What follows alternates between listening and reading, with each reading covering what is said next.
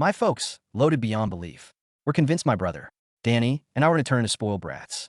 So they stuck us with the grunt work, flying the crappiest, longest routes imaginable. Then came a Cambodia gig. The whole place erupted in chaos. A straight-up riot. Our return flight canceled. I panicked and called my parents, begging them to send a private plane. Their response, ice cold. Pilots don't bail when things get tough. Alan, you need to handle this. Just get on that plane when it finally leaves. And that's that. Seriously, we were screwed, scrambling, pulling every string we could find. We managed to snag 2 tickets home. But get this, on the day of the flight, my phone buzzed, refund confirmed. Our ticket's gone. I was about to call the airline ready to scream when Mom and Dad rang. If everyone else can tough it out, why should you be treated special? We canceled those tickets. You're not getting back on it. Anything but that damn company plane.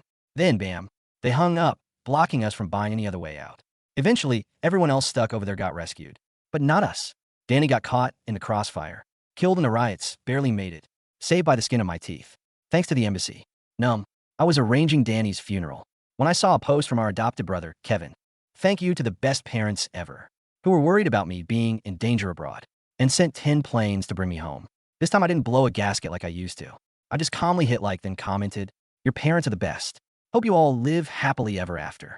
The funeral home was freezing, the cold seeping into my bones. I took the tissues the staff handed me, trying to handle Danny's arrangements. The jarring ringtone of my phone cut through the silence. The screen flashed, Dad. The yelling started the second I answered. Alan, what the hell is wrong with you? Kevin's freaking out because of your comment. Won't even touch his dinner. I let out a bitter laugh, worse than crying. Just stating the obvious. Kevin is way more like your real son than Danny and I ever were. A beat of silence on the other end than Mom's voice. Softer. Alan, Kevin's studying in a country with some unrest nearby. We were worried that's why we sent the planes. She paused, then tried to soothe me. As his brother, you should be understanding. Don't always go after Kevin. Go after him, I scoffed. Like I have a right to. Dad's voice rough again. Why are you even explaining this to him? I don't need his permission to bring my son home. Apologize to Kevin, or you and Danny can stay in Cambodia for good. The riot's going on, you might as well just die there. That last cruel wish broke me. Tears welled up. So they knew people were dying in the riots. They deliberately put me and Danny in the line of fire. Since we were kids, it had been this way. The second Kevin felt even a little slighted, we'd be getting yelled at. They'd use every weapon at their disposal to force us to apologize.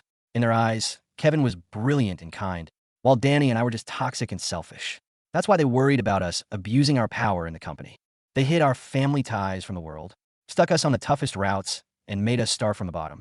Just before this trip to Cambodia, news broke that the place was about to explode. Potentially a one-way ticket. Mom and Dad knew it was dangerous, but they still forced us to go. Danny and I tried to refuse, but they started with the, "You're too privileged," and act like spoiled millionaires routine. They guilt-tripped us with a whole, "We brought you into this world" speech. And we finally caved. When the riots started, they not only refused to help us, but they canceled our flight, blocking us from getting home. Meanwhile, Kevin was studying in Europe, completely safe. But because they were afraid something might happen to him, they sent a fleet of private planes and bodyguards to escort him back. We were their biological sons, and they treated us like garbage. Kevin was just adopted, yet he got all the love and support in the world. Poor Danny, even in his last moments, was trying to make excuses for them. Mom and Dad probably didn't know what was really happening. That's why they wouldn't let us come home. Don't hate them. Just live your life. Thinking about Danny's blown-apart body, a wave of rage crashed over me. Apologize over my dead body. Never. You got Danny killed. Are you happy now? You're the worst parents ever. Karma's gonna get you. I slammed the phone down, cutting off the screaming on the other end. The embassy got me back to the States. Stepping off the plane, I was hit by a giant screen with Kevin's face plastered all over it. Congratulations to the son of the Lin Corporation on his safe return. Blazed across it over and over. The waiting area was filled with flight attendants whispering. They weren't loud, but every word felt like a punch. Is that the millionaire's son? I heard the Lins were freaking out about his university being in a dangerous area. Flew 10 private jets with security to bring him back. Seriously, they've got welcome banners everywhere. And the Lins even got him a limited edition luxury jet with a state-of-the-art flight control system and a full medical team. My blood felt like it was turning to ice. My hand shaking. I pulled out my phone. My feed was filled with news stories about the millionaire. Couple spends a fortune to celebrate son's safe return. The comments were all the same. Pura envy. I want to be Kevin Lin. What a life. The Lins only have one son, so he has the best of everything. The way they celebrate, he must be so proud of them. I swiped through the endless posts, my chest feeling like it was being crushed. For years, my parents had only acknowledged Kevin as their son. Danny and I were like shadows hidden in the dark. When my parents were starting out, Kevin's dad gave them their first big order, the one that made them see the light. So they always felt like they owed them something. When Kevin's parents died, they took him in. At first, we felt bad for him, always sharing whatever we had. Then in elementary school, some kids made fun of Kevin's clothes. He ran home crying, telling my parents that Danny and I had told them to pick on him. Mom and Dad went ballistic, yelling at us without listening to a word we said. They were convinced we were being bullies, so they decided to keep our real relationship a secret. From then on, Kevin kept stoking the fire, making Mom and Dad hate us more and more. I tried to talk to Danny about leaving, but he wouldn't. He was convinced that Mom and Dad still loved us deep down, and we're just being misled by Kevin. If we just worked hard and became successful, they'd see us, they'd accept us. Again, this trip to Cambodia finally showed me how ridiculous Danny's hopes were. I hate myself for not being tougher, for not dragging him away. At least he'd be alive now. It was too late. Knowing their biological son was in a riot with his life on the line, they callously canceled his flight. But when their adopted son was in a safe zone, they used every connection they had to get him back, showering him with money and praise. If that's family, I want nothing to do with it. Back home, the face recognition system didn't even register me. I pounded on the door, my wounds throbbing, but no one answered. Finally, Mom, Dad, and Kevin pulled up in a fancy car, dressed to the nines, laughing and chatting. They were a stark contrast to my dirty, exhausted state. No one said a word as I trailed behind them. The door slammed shut and a teacup came flying at my head. Ducked, but it still caught me. Warm liquid ran down my forehead. The door blocked the world from seeing their reaction. Dad finally dropping the act. Unbelievable. I ordered you and Danny to stay put, but you didn't listen. Who do you have to use for the trip? When are you two ever going to be as responsible as Kevin? And stop worrying me? I touched my head, a laugh escaping my lips. If I had any power, I've thrown them all in Cambodia with the rioters, so they'd know what desperation felt like. And they are treating Kevin like he is in danger. If I had any power, Danny would still be alive. They knew Kevin was safe. They pulled every string to get him home through the green lane, throwing money around to protect him. Danny and I facing 1,000 times more danger in Cambodia. Just wanted a simple plane ticket, something they denied us. Danny was gone now. I had no expectations. Alan, are you okay? Kevin put on a concerned face, pretending to care while accidentally pressing on my wound. Pressing down. The sharp pain made me jerk away. Kevin stumbled back, ears welling up. Alan, I was just worried about you. I know I'm not as special as you and Danny. I know you hate me, look down on me, but I just want us to get along, be a family. Two can't breathe. He clutched his chest, gasping for air like he was about to pass out. But I saw it, the small smile playing on his lips. Mom, who'd been holding a tissue to give me, dropped it to rush to Kevin. She rubbed his back, shooting me a look. He was worried about you, and this is how you treat him. Ungrateful. I don't know why we bother. Go to your room and think about what you did. Still recovering and exhausted from the trip. I didn't want to deal with them. I just wanted to get some sleep. But the second I opened the door, a wave of cold air hit me. Danny's stuff was all over the floor in a shattered frame. Our family picture was broken, especially Danny's favorite, a clay sculpture of our family sitting around the table. Before he died, he used to rub it, and now it was torn and thrown in the corner. Kevin's voice came from behind me. Oh, I didn't know where else to put my drums. So they're in Danny's room now. You guys have to share one. You're not mad, right? He leaned in close, his smugness clear. Then he whispered, Mom and Dad love me the most. If you know what's good for you, you'll leave this house. Or next time you won't have any of this crap left.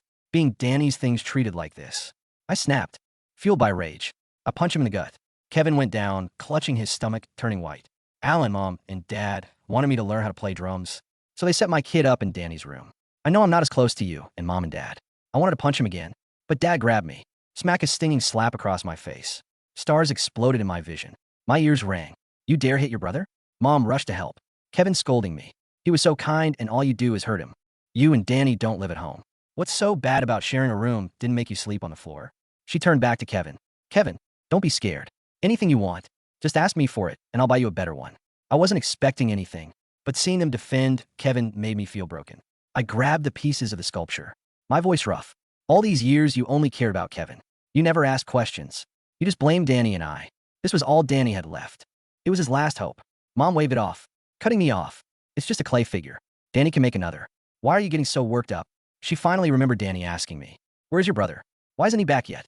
She dialed his number, frowning when he didn't pick up. So what if we didn't let you buy tickets to come back? We were correcting your habits. You were acting for such a small thing. Call your brother back, I shouted. Danny's dead. He died out there. You'll never see him again. Smack. Another slap. Dad was furious. What are you talking about? Just like your brother, to twist the truth. Don't ever come back. This holiday is ruined because of you. Ignoring Mom's shouts for me and Dad to calm down. I ran back to my room, slamming the door shut, blocking out the sound. I spent all night packing up Danny's things. By the time I was done, it was nearly noon. Mom made a spread saying she made it for me. Forgive Kevin for what you did to him. I sew all of Kevin's favorite food, and the shrimp that Danny and I were allergic to. I and Danny spent 3 days and nights in the hospital. After eating shrimp, didn't you? Mom looked confused. Then she lashed out. Don't be so dramatic. Don't eat it. Don't worry. I'm not, and I'm not apologizing. I walked out of the house, not looking back. They say your parents are your home, but I wish I didn't have one. I got a hotel nearby and booked a train ticket for S-City in 2 days. The next afternoon, I was heading to the airline to quit. Danny and I had paid our dues. I wanted nothing to do with the lens anymore. I was near the office when I ran into Kevin's buddy, Sean. He and his pal stopped me, then punched me in the face. Alan, you know how powerful the lens are. You think you can mess with Kevin? Who do you think you are? I was bent over tasting blood. Straightening up, I punch him back. First, I haven't done anything. You're just making stuff up. Second, look at my name. What am I? Kevin's name is Kevin Stone. My parents adopted him. Why is he so mad? Finally, you better not mess with me. I could do anything. Say I'm not funny. I've never seen someone so desperate. Are you pretending you're a part of the company? Have you looked in a mirror? You're not. Everyone knows Kevin is the only Lynn. His friends laughed, pointing at me. Yeah, who is that kid? You need to know your place. They didn't believe me, so I pulled out my phone and showed them a picture of my parents. They thought I was just some player. Then they grabbed the phone and stomped on it. Not only are you arrogant, but you're crazy. What a loser. You and your brother always wanted more, so you have no power. We'll teach you a lesson so you can't act anymore. Beat him until he learns. Sean called and people attacked me. The more I fought, the harder I was hit, and I was soon heard everywhere. Seeing I couldn't move, Sean grabbed my hair and lifted my head. He pulled out a knife. If I got rid of those hands, what could you do? I was terrified. You don't. I told you I was trying. Say I'm luft. You think you're so rich. Let me see if you will be in any pain. The sharp knife crossed my hand. I knew I was passing out. Then I heard someone yell, Mr. Lynn, Mrs. Lynn are here. I looked and saw my parents running to me. The world was spinning, the edges of my vision dissolving into a static haze. My blood, thick and warm, pooled on the concrete beneath my shredded hand. Through the ringing in my ears, I heard the frantic screech of tires, then the slam of car doors. Mr. Lynn, Mrs. Lynn, Sean's voice cracked, instantly shifting from a sadistic sneer to a panicked, trembling whine. He dropped the bloody pocket knife as if it had suddenly caught fire and kicked it toward the storm drain. He went crazy. Alan just ambushed us. We were just trying to defend ourselves. I forced my heavy eyelids open, my cheek pressed against the rough asphalt. Through a veil of crimson, I saw my parents running toward us. For a fraction of a second, a pathetic childish spark of hope flared in my chest. They'll see. They'll finally see. Mom reached us first. She didn't drop to her knees beside me. She didn't scream for an ambulance. She marched right past my bleeding body and grabbed Sean by the shoulders, her eyes wide with frantic concern. San, are you hurt? Did he cut you? I'm fine, Mrs. Lynn, Sean whimpered, clutching his perfectly unbruised arm. But Alan, he's completely lost his mind. He was screaming about how he's going to ruin Kevin. Dad loomed over me. His pristine leather shoes stopped inches from my face, avoiding the puddle of my blood. I looked up at him, gasping for air, waiting for him to recognize the slaughter of his own flesh and blood. His face was a mask of utter disgust. Look at you, Dad sneered, his voice dripping with venom. Brawling in the streets like a stray dog. You couldn't stand that Kevin got a little attention, so you attack his friends? You disgust me, Alan. I told you to stay away from us. I tried to speak, to tell them my hand was shredded, that I couldn't feel my fingers, that their golden boy's friends had just butchered me. But my throat was choked with blood and bile. All that came out was a wet, jagged cough. Don't try to play the victim. Mom snapped, stepping over my legs to stand next to Dad. You're embarrassing us. If this gets out to the press, get up. Stop pretending you're hurt. The woman who gave birth to me.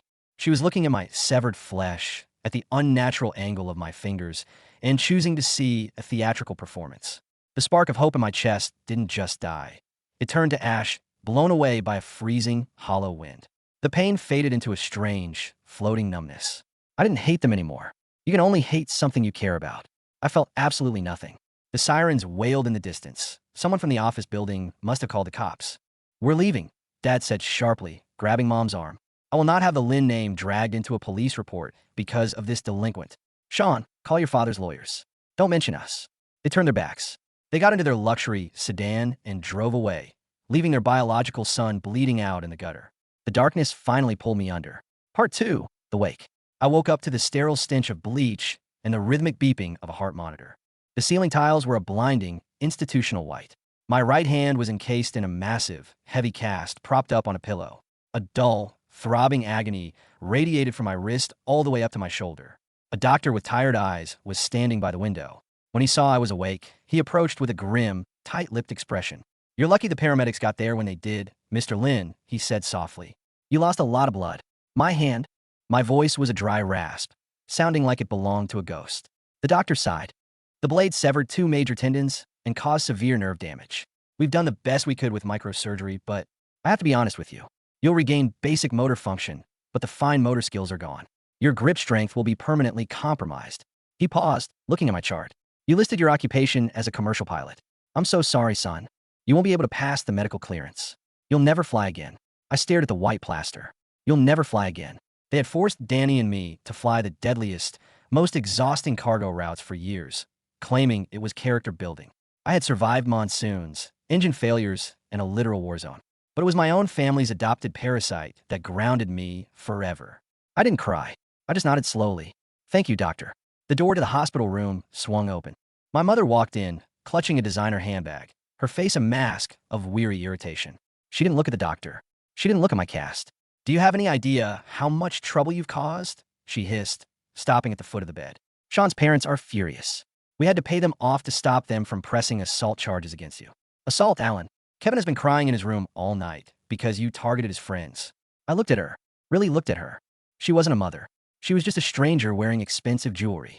"Where's my phone?" I asked, my voice terrifyingly calm. Mom blinked, taken aback by my tone. "What?" My phone was smashed. The hospital usually puts personal effects in a bag. "Give it to me." "Don't take that tone with me," she snapped. "I brought you a replacement. But you're going to call Sean right now and apologize, and then you're going to apologize to Kevin." Before she could finish her lecture, her own cell phone began to ring. The shrill sound cut through the quiet room. She huffed, pulling it from her purse. She glanced at the caller ID and frowned. "Unknown number. Probably the press," she muttered, answering it with her polished corporate voice. "Helena Lynn speaking." I watched her face. I watched as the irritation melted away. I watched her brow furrow in confusion. "Yes, this is she." "Who?" "The United States Embassy in Cambodia." The room grew so quiet I could hear the hum of the fluorescent lights. "I don't understand," Mom said, her voice dropping an octave, trembling slightly. "Yes, Daniel Lin is my son." He's what?" No, that's a mistake. He's just throwing a tantrum. He and his brother are just trying to extort us." She listened for another 10 seconds. Whatever the voice on the other end said, it broke her. Physically, her knees buckled, and she grabbed the edge of my hospital bed to stop herself from collapsing. The designer handbag slipped from her shoulder, hitting the linoleum floor with a heavy thud. All the color drained from her face, leaving her looking like a wax corpse. "Repatriation of remains?" she whispered. The phone slipped from her hand, clattering to the floor, the voice of the embassy official still tinny and echoing from the speaker. Mom slowly raised her head to look at me. Her eyes were wide, bloodshot, filled with a primal, suffocating horror. "Alan," she choked out, her perfectly manicured hands shaking violently. "Alan, they said Danny is dead." I finished for her. My voice was steady, cold. "I told you. Yesterday. But you slapped me and told me I was twisting the truth." "No," she shrieked, the sound tearing from her throat like a dying animal. "No, you're lying. This is a trick. You paid someone to fake this." His body was blown apart by a pipe bomb outside the airport, I said, staring directly into her terrified eyes. "He bled to death on the pavement while we waited for a flight that you canceled." Mom stumbled backward, clutching her chest, gasping for air as if the room had lost its oxygen. We didn't know. We just wanted to teach you a lesson. Kevin was scared. We had to get Kevin." "You got your lesson," I said. With my good hand, I reached over, unplugged the heart monitor, and pulled the 4 from my arm. I ignored her screaming, her collapsing onto the floor. I swung my legs over the bed. "Where are you going?" she sobbed, crawling toward me, her manicured nails scraping the floor. "Alan, please. We have to find him. We have to get Danny." "I'm going to arrange my brother's funeral," I said, grabbing the hospital gown tightly around me and finding my blood-stained clothes in the closet. "You are not invited." I walked out of the room, leaving her wailing on the floor, drowning in the ocean of her own making. Part 3. The Ashes of Kings. Danny came home 3 days later in a zinc-lined box. Because of the nature of his injuries and the time it took to process him out of riot zone, it was a closed casket. Just a dark mahogany box sitting in the freezing, cavernous hall of a funeral home I had rented under an assumed name to keep the press away. I sat alone in the front row. My right arm was in a sling, throbbing with a dull ache. The room was empty. Just me and Danny. I liked it that way. The heavy double doors at the back of the hall groaned open. I didn't turn around. I heard the frantic, uneven footsteps echoing on the marble floor. Danny. It was Dad. His voice was cracked, unrecognizable. I finally turned. My parents looked like they had aged 20 years in 3 days. Dad's hair, usually perfectly dyed and slicked back, was wildly unkempt, showing stark patches of gray. His suit was wrinkled. Mom looked worse. She was practically being carried by Dad, her eyes swollen shut from crying, muttering incoherently. Trailing a few steps behind him was Kevin. He was dressed in a tailored black suit, holding a single white rose. He looked around the empty room with an expression of mild inconvenience, like he was annoyed the catering hadn't arrived. Dad practically threw himself at the casket, falling to his knees. He slammed his hands against the polished wood, sobbing uncontrollably. My boy, my son, Danny, I'm so sorry. Daddy's here, I'm so sorry, he wailed, his forehead pressed against the mahogany. Mom collapsed next to him, scratching at the wood as if she could dig him out. Let him out. He hates the dark. Alan, open it. Let my baby out. I watched them with eyes that felt like carved stone. It was a pathetic, disgusting display. All this grief, all this guilt years too late. Kevin stepped up beside me, giving me a mournful look that didn't reach his eyes. Alan, I'm so sorry. I told Mom and Dad not to cancel the flight, but they were just so worried about me. I never wanted this. I slowly turned to look at him. Save the performance, Kevin. There's no one here to applaud. His jaw tightened, a flash of genuine venom breaking through his sad boy facade. Don't push it, cripple, he whispered so only I could hear. They're sad now, but I'm still the only one left who can run the company. You've got one working hand and no money. I smiled. A genuine, terrifying smile. It unsettled him so much he took a step back. Dad suddenly stood up and rushed toward me, grabbing my shoulders with frantic, desperate strength. Alan, please. Come home. You have to come home. We'll fix this. We'll give you everything. The company, the shares, anything you want. You're our only son left. Your only son left? I repeated, looking at Kevin, whose face immediately went pale. What about Kevin? You sent 10 jets for him. He's your heir. He's not my blood. Dad screamed, the truth finally tearing out of him. He's just the son of a business partner. You and Danny are my flesh. I was blind, Alan. I was so blind. Dad. Kevin gasped, clutching his chest, preparing to do his hyperventilation routine. My heart. For the first time in his life, nobody looked at Kevin. Mom didn't rush to soothe him. Dad didn't even glance his way. They were entirely focused on me, begging for absolution from the son they had thrown away. I gently, but firmly, removed Dad's hands from my shoulders. 3 days ago, I was bleeding to death on the pavement, I said, my voice echoing in the silent hall. You stepped over my body to check if Sean had scratched his arm. You told me I disgusted you. I didn't know. Dad sobbed. I thought you were lying. That's exactly the point, I said quietly. You never believed us. You never loved us. You loved the idea of yourselves as saviors to an orphan. You used Danny and me as punching bags to make yourselves feel like benevolent gods. I reached into my jacket with my good hand and pulled out a manila envelope. I tossed it onto the casket. What is this? Dad choked out. Legal documents, I said. I've officially relinquished all claims to the Lynn Corporation. I have legally emancipated myself from this family. As of yesterday, my name is Alan Shen. I took my grandmother's maiden name. Mom shrieked, grabbing my arm. No, you can't do this. You're our son. I have no parents, I said, looking right through her. And my brother's in that box. I signaled the funeral director, standing in the shadows. He came forward, respectfully placing his hands on the casket to prepare it for the crematorium. Take him away, I told the director. No. Dad roared, trying to stop the cart. You can't take him. He belongs with us in the family mausoleum. I shoved Dad backward with enough force that he stumbled and fell. I stood between him and Danny. If you touch his casket, I snarled, a violent, feral rage finally bleeding into my voice. I will kill you with my bare hands. You left him in Cambodia. You don't get to claim him now. They froze. They saw the absolute murder in my eyes. And for the first time in my life, my parents were terrified of me. I turned and walked out of the funeral home, leaving the Lynn family behind forever. Part 4. The grunt work. 5 years later. The rain was lashing against the floor-to-ceiling windows of my corner office in Seattle. I stood holding a mug of black coffee in my left hand, looking out over the sprawling tarmac of the private airfield.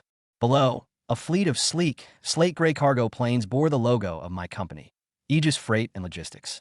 It hadn't been easy. 5 years of hell. 5 years of waking up with phantom pains in my mangled right hand, of nightmares filled with Danny's voice, of eating cheap ramen and sleeping on warehouse floors. But my parents had made one fatal mistake when they tried to punish Danny and me. They stuck us with the grunt work. They made us fly the worst routes, negotiate with the sketchiest border guards, and manage the most complex, broken supply chains on the planet. They taught us how the underworld of global logistics actually worked. When I started Aegis, I didn't have their billions. But I had the respect of every pilot, every mechanic, and every dispatcher on the Pacific Rim. They knew I was the guy who flew the suicide runs. When I called in favors, people answered.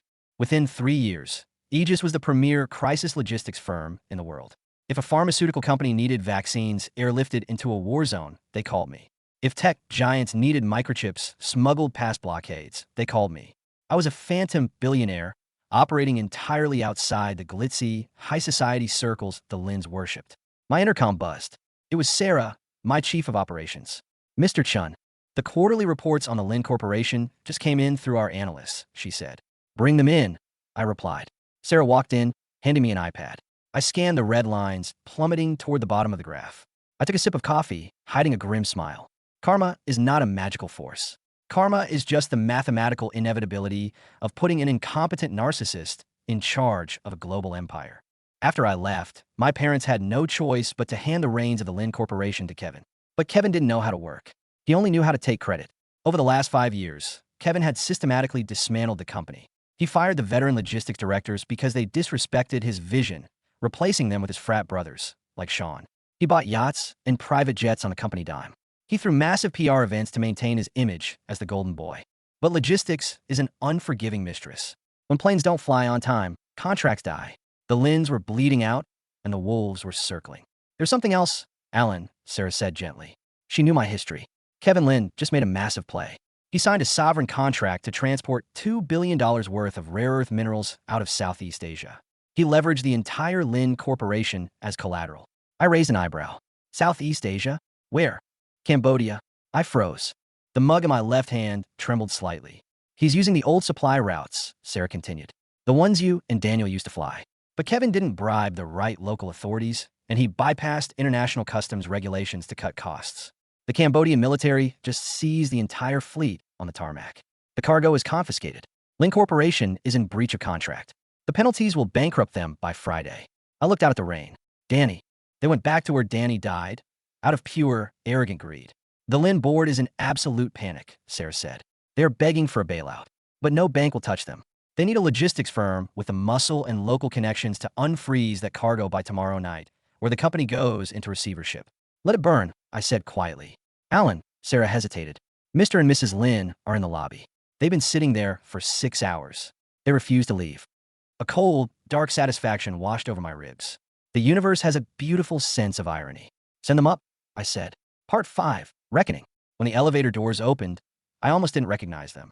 The mighty Mr. and Mrs. Lin, the billionaires who used to scold me for wearing off-the-rack suits, looked like hollowed-out ghosts. Dad was leaning heavily on a cane, his posture stooped, his face deeply lined with exhaustion and terror.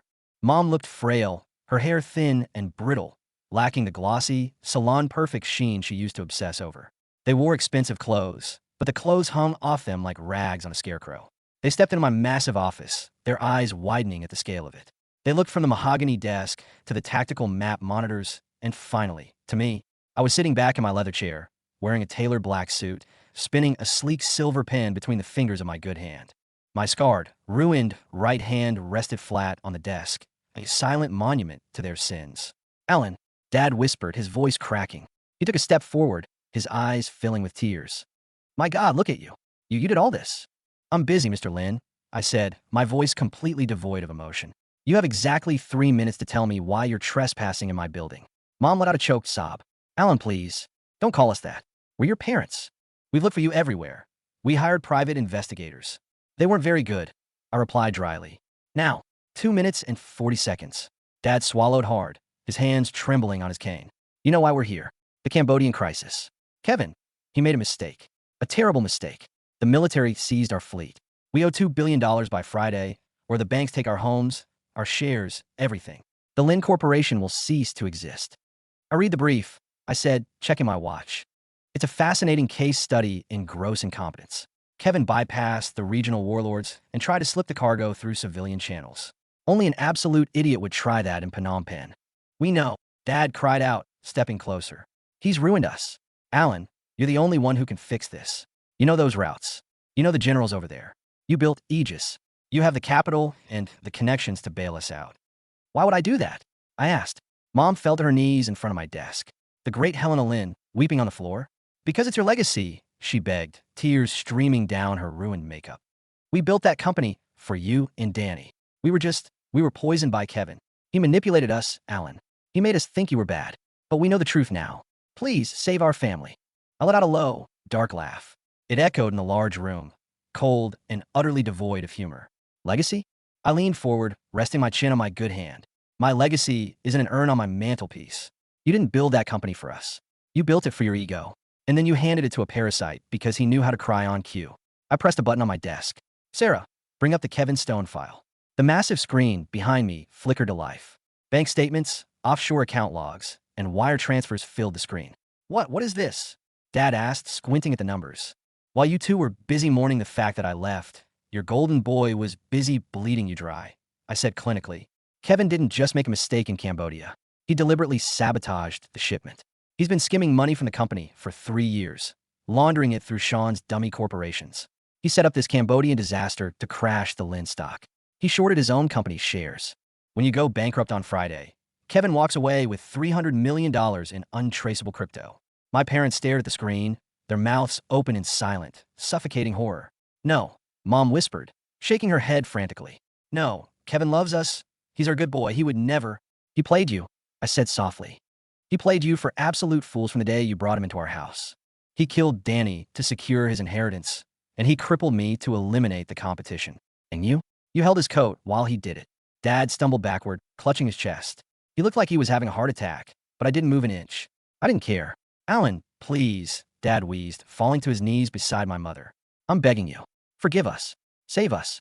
We will put Kevin in jail. We will give you the entire Lin Corporation. Just don't let it die. Don't let us die with nothing. I stood up slowly. I walked around the desk, towering over the two pathetic figures groveling on my carpet. The Lin Corporation is a rotting corpse, I said, my voice dropping to a terrifying whisper. And I don't scavenge trash, but I will do you one favor. They looked up at me with pathetic, desperate hope. I've already forwarded that entire dossier to the SEC and the FBI, I said. By the time you get back to your hotel, Kevin and Sean will be in federal custody for fraud and embezzlement. You won't have to worry about Kevin anymore. He'll be spending the next 20 years in a concrete box. The hope in their eyes shattered, replaced by the stark realization of their absolute ruin. As for the company, I continued, turning my back on them. On Friday, when the banks liquidate your assets, Aegis Freight will buy the Lin Corporation for pennies on the dollar. I will dissolve the board. I will fire everyone. I will erase the Lin name from the face of the earth. It will be as if you never existed. Mom let out a wail that sounded like tearing metal. She reached for my leg, but I stepped away. Security, I called out. The heavy oak doors opened immediately. 2 massive guards stepped in. Mr. and Mrs. Lin were just leaving, I said, walking back to my window to look out at the rain. If they ever step foot near my property again, have them arrested for trespassing. Alan, you can't do this. You're our son. Alan, Dad screamed as the guards hoisted him to his feet. Alan, please. My baby. Danny would want you to forgive us. Mom shrieked, kicking and fighting as they dragged her backward. That made me stop. I turned my head just enough to look at her over my shoulder. Danny's last words were an excuse for your cruelty, I said, my voice vibrating with absolute malice. He died thinking you loved him. I am not Danny. I know exactly what you are. I turned back to the window. Throw them out. The door slammed shut, cutting off their screams. The silence that rushed back into the room was the most beautiful sound I had ever heard. Part 6, Epilogue, The Open Sky. 6 months later, the news cycle moved fast. The collapse of the Lin Empire was the biggest scandal of the year for about 3 weeks. Kevin's trial was a circus. He cried on the stand, clutching his chest, claiming his adoptive parents forced him to do it. The judge didn't buy it. He got 25 years in federal prison. Sean flipped on him, but still got 10. My parents were left with absolutely nothing. The banks seized the mansion, the cars, the accounts. The last I heard, they were living in a cramped, 1-bedroom apartment in a rundown district of S City, living off Social Security. I didn't care to verify it. They were dead to me. The Lin Corporation was fully absorbed into Aegis, its assets sold for scrap, its name buried. It was a crisp, clear autumn afternoon. I stood on a rocky cliffside in Oregon, overlooking the vast, churning expanse of the Pacific Ocean. The wind whipped at my jacket, carrying the sharp scent of salt and pine. In my left hand, I held a simple wooden urn. I had waited 5 years for this. I couldn't let Danny go until I knew the people who hurt him could never hurt anyone again. I couldn't let him go until the debt was paid. I looked down at my right hand. The scars were pale now, the fingers stiff and slightly curled. I couldn't hold a yoke. I couldn't fly a plane. But as I looked out at the endless horizon, I realized I didn't need to. I had built a fleet that spanned the globe.